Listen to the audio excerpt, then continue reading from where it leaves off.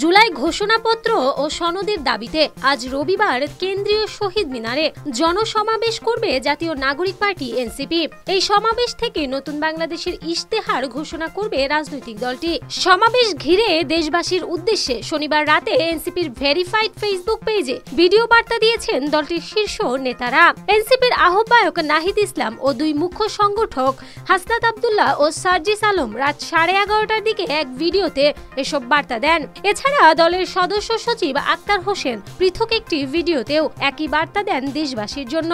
Video বার্তার শুরুতে দেশবাসীর উদ্দেশ্যে এনসিপির মুখ্য সমন্বয়ক হাসনাত আব্দুল্লাহ বলেন, 2024 সালের 3রা আগস্ট আমরা এক দফার ঘোষণার মধ্য দিয়ে ফ্যাসিবাদের পতন ঘটাতে পেরেছি, কিন্তু আমাদের প্রত্যাশিত নতুন রাষ্ট্র গঠন অর্থাৎ নতুন বন্দোবস্তের যে আকাঙ্ক্ষা, যেই প্রতিশ্রুতি আমরা বাংলাদেশকে দিয়েছিলাম, জনগণকে দিয়েছিলাম, সেটির যাত্রা এখনো পর্যন্ত সম্পূর্ণ হয়নি। সেটির জন্য লড়াই এখনো পর্যন্ত আমরা করে যাচ্ছি। প্রিয় দেশবাসী, 2024 সালের 3 আগস্ট আমরা এক দফার ঘোষণার মধ্য দিয়ে ফ্যাসিবাদের পতন আমরা ঘটাতে পেরেছি, কিন্তু আমাদের প্রত্যাশিত নতুন রাষ্ট্র গঠন অর্থাৎ নতুন বন্দোবস্তের যেই আকাঙ্ক্ষা, যেই প্রতিশ্রুতি আমরা বাংলাদেশকে দিয়েছিলাম, জনগণকে দিয়েছিলাম, সেটির যাত্রা এখনো পর্যন্ত সম্পন্ন হয়নি। সেটির লড়াই এখনো পর্যন্ত আমরা করে যাচ্ছি। এনসিপির আরেক মুখ্য সংগঠক সার্জিস আলম বলেন, আমরা বিগত জুলাই মাসে বাংলাদেশের 64টি জেলায় গেছি। আমরা আমাদের দেশ গড়তে জুলাই পদযাত্রা করেছি। সাধারণ মানুষের আশা আকাঙ্ক্ষার কথা শুনেছি। মাঠ পর্যায়ে দাঁড়িয়ে গিয়ে মানুষ কি চায়, এই বাংলাদেশকে কিভাবে দেখতে চায়, তাদের সেই কথাগুলো শুনেছি। সেই আকাঙ্ক্ষা ধারণ করেই আমরা আমাদের ইশতেহার সাজিয়েছি। আমরা বিগত জুলাই মাসে বাংলাদেশের 64টি জেলায় গিয়েছি। আমরা আমাদের দেশ গড়তে জুলাই পদযাত্রা করেছি।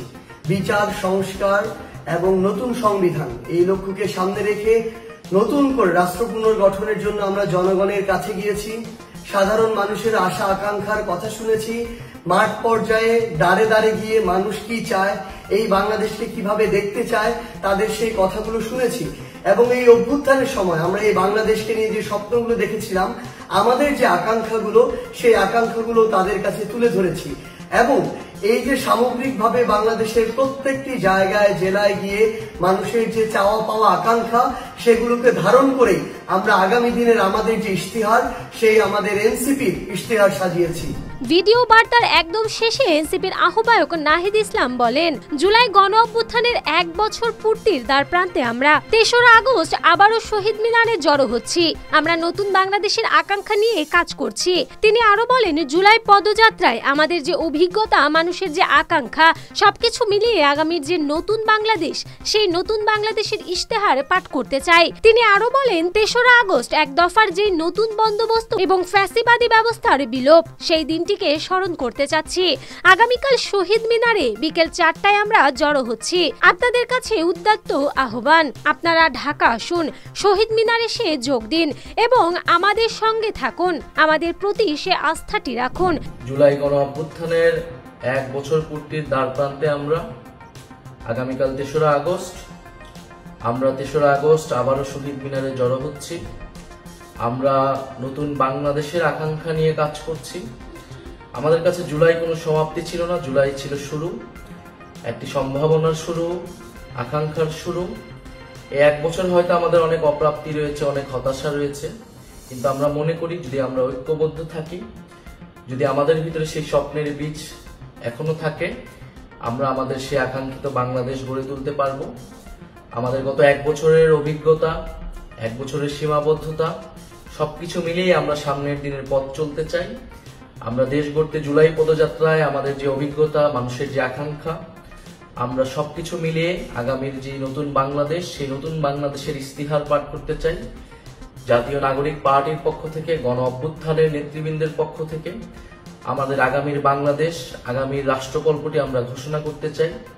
যেই তরুণ প্রজন্ম, এই বাংলাদেশের মানুষ কিরকম বাংলাদেশ দেখতে চায়, আমাদের বাংলাদেশটা কিরকম হবে, আমরা যেই নাগরিক মর্যাদার বাংলাদেশের কথা বলি, বৈষম্যহীন গণতান্ত্রিক বাংলাদেশের কথা বলি, যেই দায় ও দরদের রাজনীতির কথা বলি, আমাদের শিক্ষা, স্বাস্থ্য, কর্মসংস্থান থেকে শুরু করে বাংলাদেশের যে সমস্যাগুলো রয়েছে, সেই সমস্যা সমাধানের উপকল্পটি কি হবে, আমরা সেই রাজনীতির রূপকল্পটি আমাদের ভবিষ্যৎ কর্মসূচিটি আমরা প্রকাশ করতে চাচ্ছি এবং এর মধ্য দিয়ে আমরা আমাদের জুলাই পদযাত্রার পরিসমাপ্তি টানতে যাচ্ছি এবং ৩রা আগস্ট এক দফার যেই নতুন বন্দোবস্ত এবং ফ্যাসিবাদী ব্যবস্থার বিলোপ সেই দিনটিকে স্মরণ করতে চাচ্ছি।